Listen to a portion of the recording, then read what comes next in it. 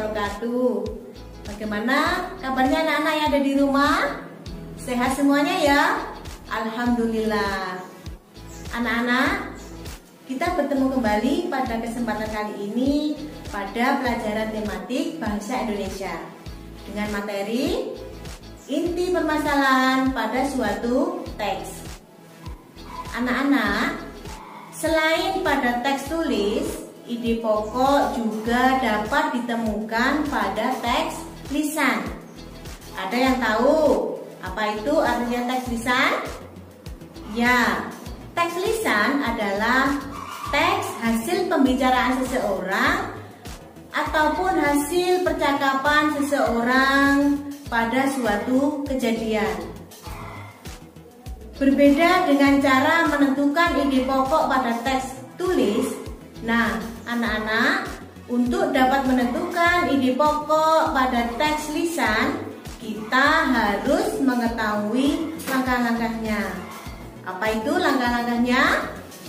Anak-anak, langkah-langkah menentukan ide pokok dalam teks lisan itu ada 5. Ada yang tahu anak-anak?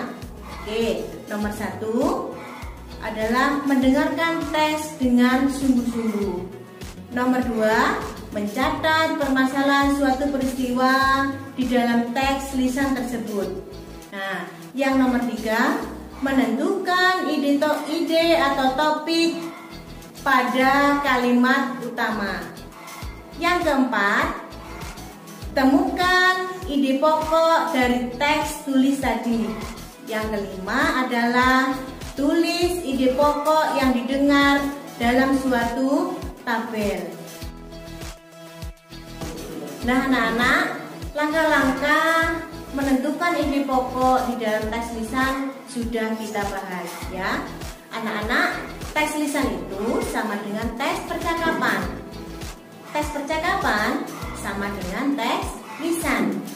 Nah, anak-anak, untuk menemukan ide pokok dalam teks percakapan, kita pun harus mengetahui langkah-langkahnya. Langkah-langkah atau cara menemukan ide pokok dari teks percakapan itu ada 5. Mari anak-anak kita pelajari bersama ya. Nah, langkah yang pertama, kita harus mendengarkan teks percakapan dengan sungguh-sungguh.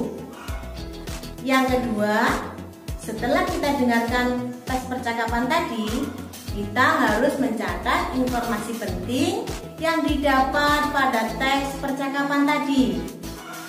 Yang ketiga, menentukan topik dari teks percakapan yang kita perhatikan. Yang keempat, menentukan kalimat utama pada teks percakapan tadi. Langkah yang terakhir adalah menentukan ide pokok yang terkandung pada kalimat utama.